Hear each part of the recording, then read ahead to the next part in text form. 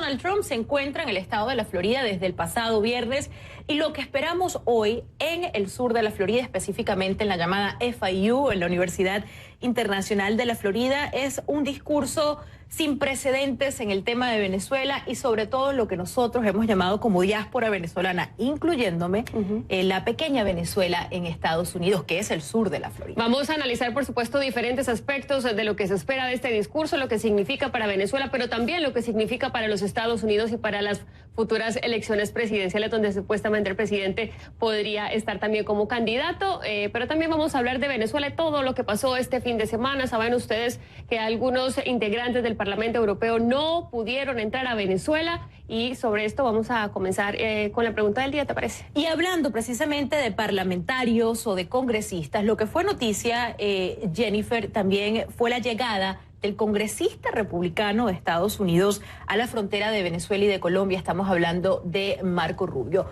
Nuestra pregunta del día tiene que ver con este tema y quisiéramos saber si usted piensa o considera que la visita de congresistas de Estados Unidos a la frontera colombo-venezolana, como es el caso de Marco Rubio, es positiva o ayuda a crear más tensión a lo que pasa en el país. Las respuestas, por supuesto, las pueden enviar a @cafecnn, @AlejandraOra y a @JMontoyaCNN. El hashtag de hoy es Café Venezuela.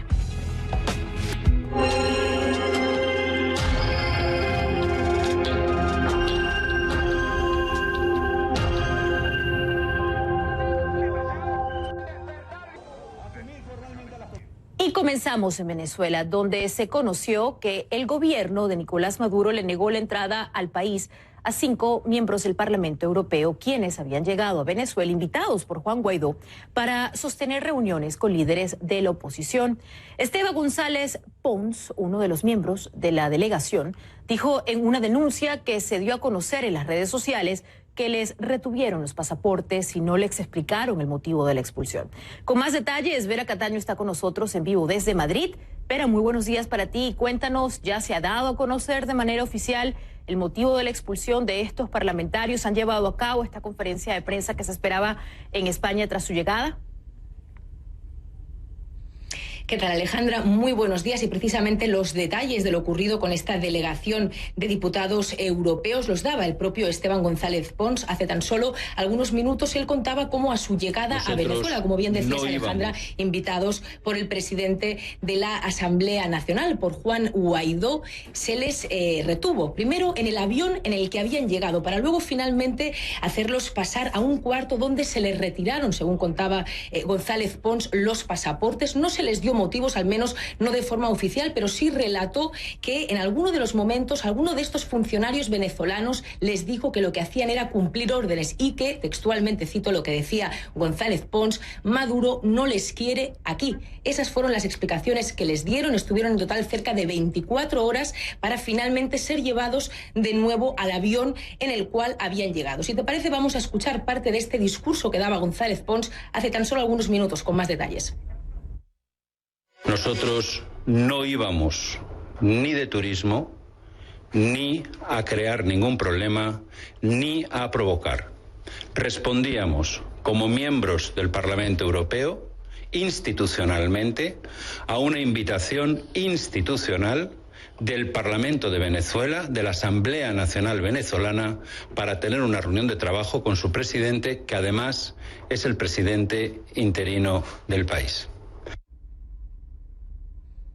El presidente interino reconocido por España, añadía González Pons, quien quería hacer énfasis en el hecho de que la invitación era por parte de Juan Guaidó y en cambio la expulsión llega por parte de un presidente que España no reconoce, ni tampoco el Parlamento Europeo. De hecho, este eurodiputado decía que España había condenado lo ocurrido con esta delegación y que por ello debería dejar de formar parte del grupo de contacto de la Unión Europea. Otra paradoja que el propio González Pons también quiso destacar al decir que dentro de unos días van a llegar funcionarios europeos europeos que Maduro permite que puedan ingresar en territorio venezolano, pero que en cambio a ellos, en calidad de parlamentarios, en calidad de diputados, les ha sido prohibida la entrada. Así que ha habido algunos periodistas en esta conferencia de prensa, Alejandra, que le preguntaban si es que no sabían que lo más probable fuera que no les dejaran entrar. Respecto a este asunto, González Pons lo que relató fue que tenía versiones de que dentro del gobierno de Nicolás Maduro había división de opiniones sobre dejarles entrar o no. En cualquier caso, ya hemos visto cuál ha sido el resultado. González Pons ofrecía esta comparecencia que escuchábamos recientemente desde Madrid, y lo que se anticipó es que volverán esta misma delegación, pero en este caso a Colombia, el próximo sábado, para presenciar ese intento de que la ayuda humanitaria pueda llegar a Venezuela.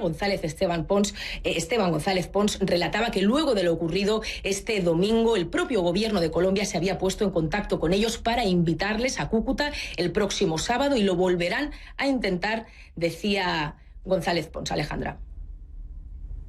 ¿Y qué tan importante ha sido la postura de España estas últimas semanas ante la crisis política que se vive en Venezuela, y sobre todo en el liderazgo en la Unión Europea para reconocer o no a Juan Guaidó como presidente interino y gobierno de transición en el país?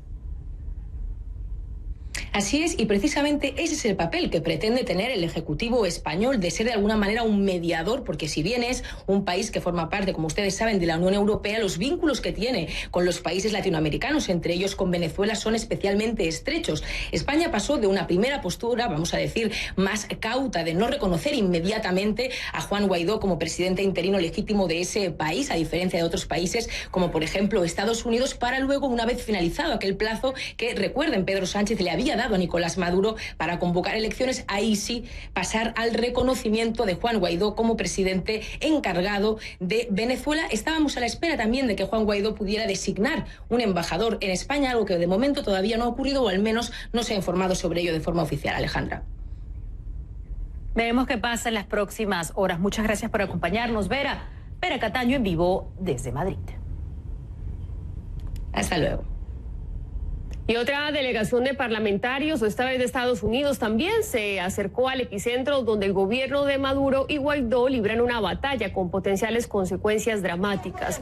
El senador republicano Marco Rubio y el representante Mario Díaz Balart visitaron este domingo la ciudad colombiana de Cúcuta, en la frontera con Venezuela, donde se acumulan toneladas de ayuda humanitaria que permanecen bloqueadas por Maduro. En declaraciones a CNN, Rubio aseguró que la asistencia logrará entrar a Venezuela. El senador agregó que lo que no está claro es si será de una manera cooperativa o no, sin dar mayores aclaraciones.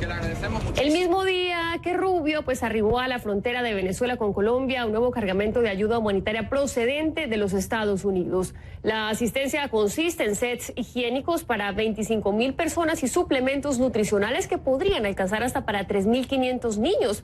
Así lo comunicó la Agencia de Estados Unidos para el Desarrollo Internacional. El anterior cargamento, enviado el pasado 8 de febrero, también contenía alimentos, productos de aseo personal y barras nutricionales. La ayuda salió desde Miami, que se ha convertido en el centro de apoyo de Estados Unidos a Venezuela. En esta ciudad del sur de la Florida está previsto que este lunes, como les contábamos al inicio de nuestro programa, el presidente Donald Trump pronuncie un discurso sobre la situación en el país suramericano y también sobre la estrategia de apoyo a Guaidó. Y retomando la noticia de la ciudad fronteriza, este lunes veremos en el estado de la Florida y en un día feriado la llegada del presidente Donald Trump y un discurso que podría ser contundente en el apoyo de su gobierno a Juan Guaidó. Y para analizar lo que podemos esperar del discurso en la Universidad Internacional de la Florida, cuál puede ser su impacto, invitamos hoy a los estudios de Café CNN a Vilma Petrasch, es profesor del Gobierno Americano y Relaciones Internacionales del Miami-Dade College, precisamente aquí en el sur de la Florida. Vilma, muchísimas gracias por acompañarnos. Gracias por invitarme en un momento tan importante para Venezuela. A ver, Trump se encuentra ya en Miami, este Día de los Presidentes, y con un discurso muy esperado. ¿Es su visita al sur de la Florida, específicamente a Miami, por Venezuela o por una estrategia política que lo favorece? Bueno, es una mezcla de las dos cosas. Vamos a hablar claro, el presidente evidentemente está pensando en sus prospectos electorales del 2020. No dudo que la Florida sea un estado fundamental, donde hay una fuerte comunidad, tanto cubana como venezolana, que obviamente el caso Venezuela les interesa. Y por otra parte, el presidente también desde el principio, yo creo que prácticamente desde su campaña electoral como candidato Trump, él estuvo siempre muy enfocado al caso venezolano. Parece que además como que realmente el presidente se interesó en el tema de Venezuela y creo que le da una característica muy especial, evidentemente porque es una comunidad muy fuerte en el sur de la Florida y además de eso porque ha tenido alrededor de él a personas que lo han venido informando crecientemente y le han generado en él un interés real, yo diría más que presidencial, ¿Sí incluso crees que es personal. real? Yo sí creo que hay un elemento hasta personal, diría yo, porque mira, hemos tenido muy cerca del presidente desde el principio de su campaña, sobre todo, perdón, desde el principio de su presidencia al senador Marco Rubio, que Claro. por cierto, esto no me parece accidente, Alejandra, que esté pasando justo cuando el senador Rubio está prácticamente supervisando la llegada de toneladas de ayuda humanitaria A para pesar de que Venezuela. han sido, podemos decir, adversarios. Bueno, en un momento lo fue. Después sí. se convirtió en uno de los principales aliados, sobre todo en materia de política exterior. ¿Qué tan importante o influyente es el tema de Venezuela para ayudarlo a ganar el voto en la Florida?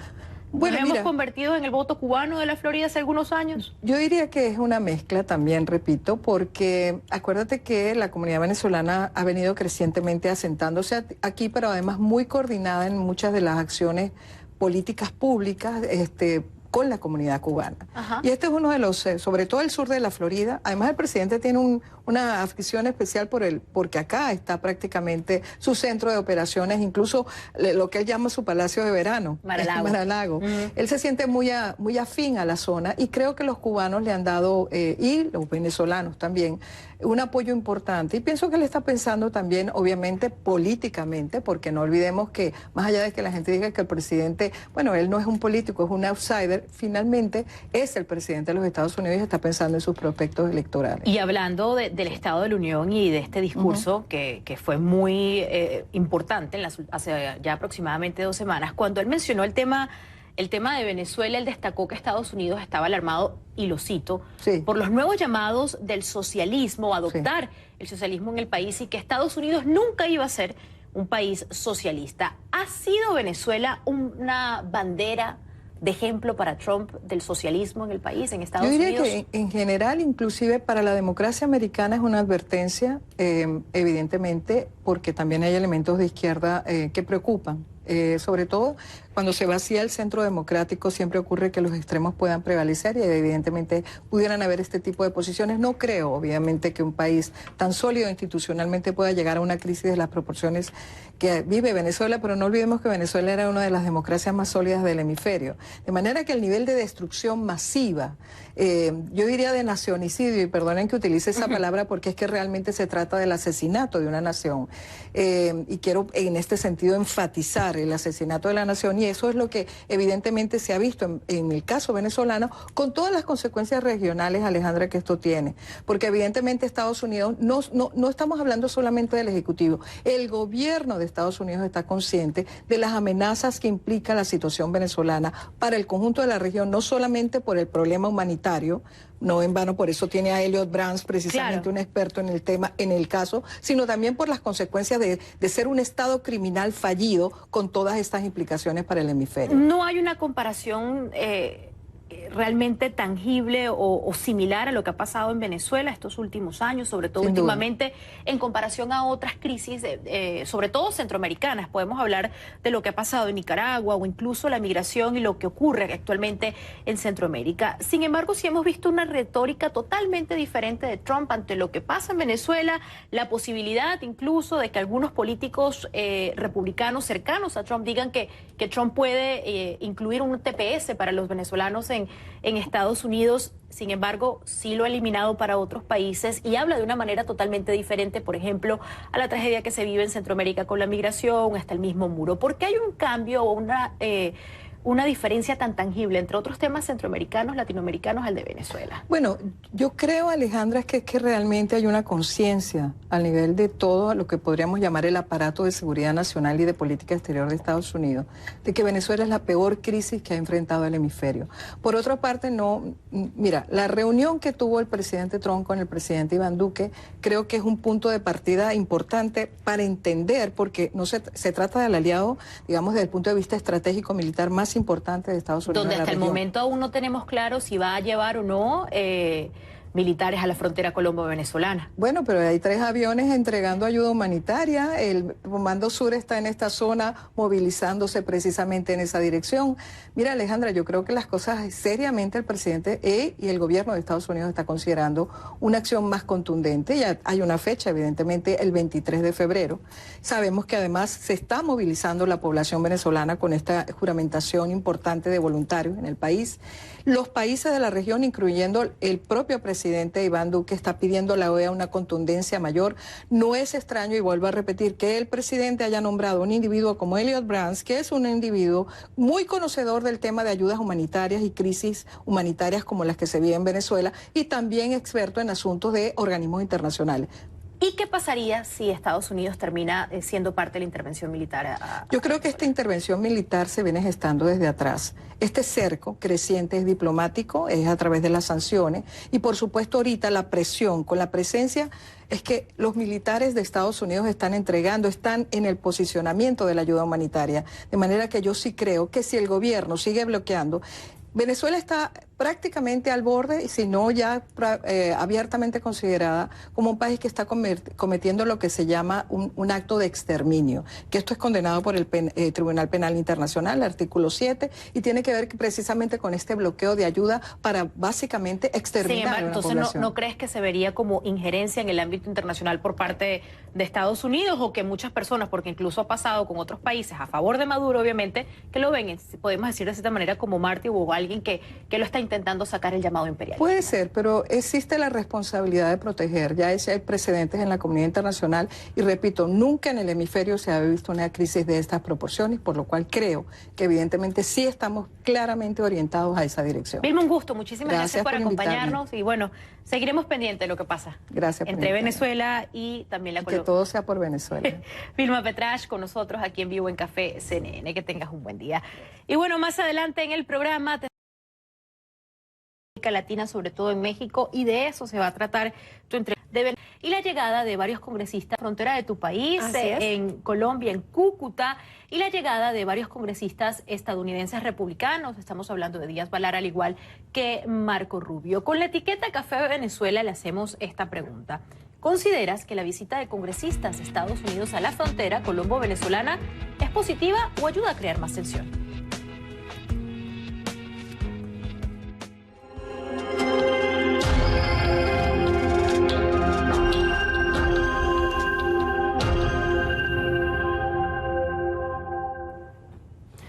Y además, este fin de semana, varios integrantes del Parlamento Europeo que pretendían ingresar a Venezuela no pudieron hacerlo. Los diplomáticos denunciaron que el gobierno de Nicolás Maduro les negó la entrada, a pesar de que estaban invitados por Juan Guaidó.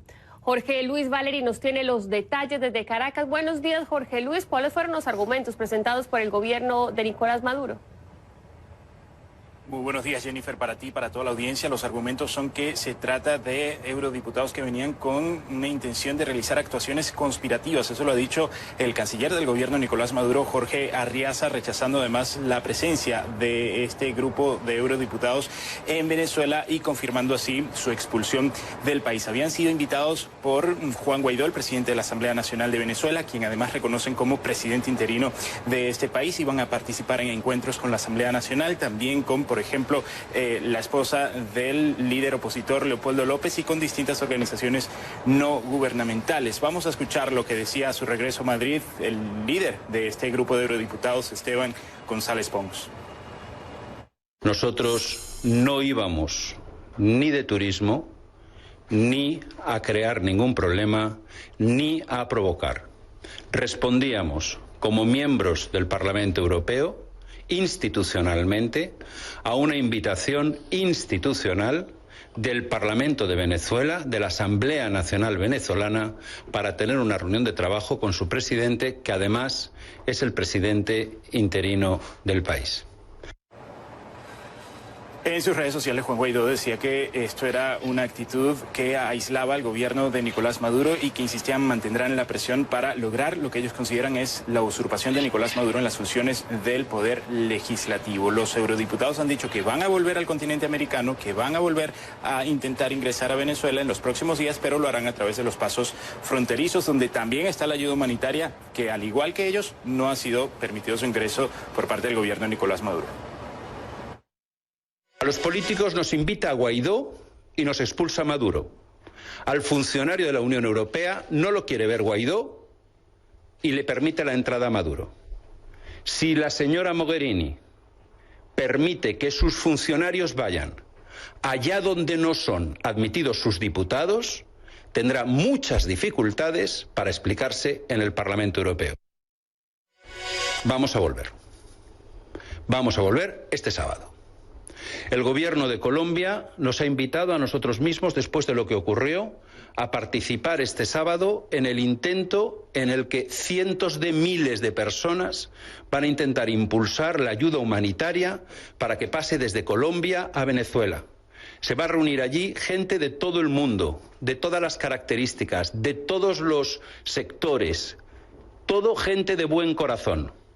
Y el gobierno de Colombia ayer mismo por teléfono, mientras estábamos siendo expulsados, me llamó el canciller colombiano y me dijo, oiga, vengan ustedes a Colombia el próximo sábado. Y hemos aceptado la invitación. Y lo que no pudimos hacer anoche en Caracas, vamos a intentar hacerlo el sábado que viene en Cúcuta, pasando con alimentos, con medicina, con vendas, con prendas de abrigo, con todo aquello que la población venezolana necesita. Esta situación se presenta en una semana que va a resultar crucial para saber si la ayuda, la asistencia humanitaria que ha sido enviada desde Estados Unidos, con la que también está contribuyendo Colombia y entre tanto también empresarios venezolanos, va a poder ingresar o no al país. Se ha mantenido la negativa del gobierno de Nicolás Maduro, de la institución militar, de permitir que esta asistencia ingrese. Su excusa es que se trata de un pretexto para buscar una intervención militar en Venezuela. Eso es lo que dice el gobierno de Nicolás Maduro. La oposición en la contraparte, liderada por Juan Guaidó, asegura que hay unas 300, 400 mil personas que dependen de esta asistencia porque sus vidas están en una condición vulnerable dada la escasez de alimentos y medicinas. Durante este fin de semana, Jennifer, vimos actividad en ese sentido. El día sábado se produjo un acto en Caracas y en varias ciudades del país reuniendo a lo que van a ser los voluntarios. Hasta ese entonces habían reunido 600.000 voluntarios registrados. Dicen que su meta es llegar al 1.000.000 de personas para que este próximo 23 de febrero se organicen y acudan hasta los lugares, hasta los puestos fronterizos donde están los principales centros de acopio. Ya no solo hablan de Cúcuta, hablan también del estado de Roraima en Brasil, hablan también de la ayuda que se está aglomerando en Curazao y pretenden pues durante toda esta semana ir definiendo cuál va a ser la estrategia. Dicen que van a organizarse en brigadas y que cada quien pues va a contribuir, todos estos voluntarios que se han sumado, a buscar ese fin último. Ese fin es permitir el ingreso de la asistencia humanitaria que está allí en las puertas de Venezuela, pero que no tiene la autorización del gobierno de Nicolás Maduro para ingresar.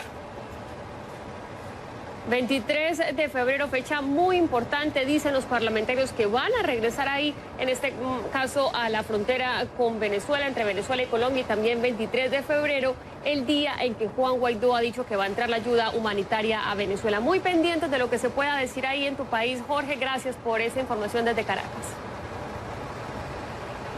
Buenos días. Y otra delegación de parlamentarios, esta vez de Estados Unidos, se acercó al epicentro, donde el gobierno de Nicolás Maduro y Guaidó libran una batalla con potenciales consecuencias dramáticas. El senador republicano Marco Rubio y el representante Mario Díaz Balar visitaron este domingo la ciudad colombiana de Cúcuta, en la frontera con Venezuela, donde se acumulan toneladas de ayuda humanitaria que permanecen bloqueadas por Nicolás Maduro. En declaraciones a CNN, Rubio aseguró que la asistencia logrará entrar a Venezuela.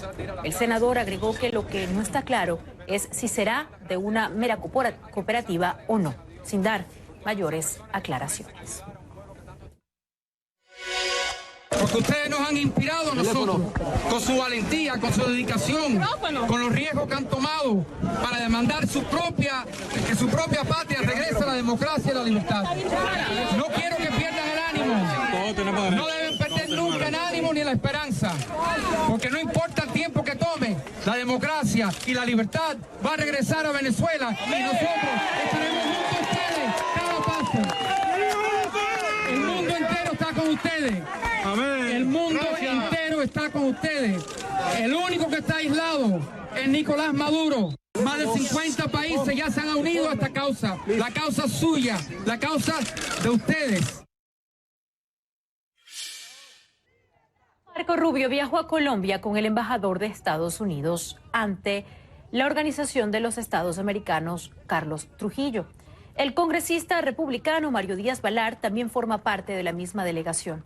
Díaz-Balart tuvo palabras de aliento para los venezolanos. Escuchemos lo que él dijo.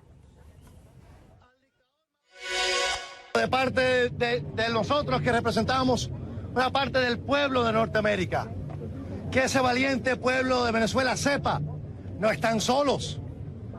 El día de la victoria viene, la democracia se aproxima, la libertad ya llega.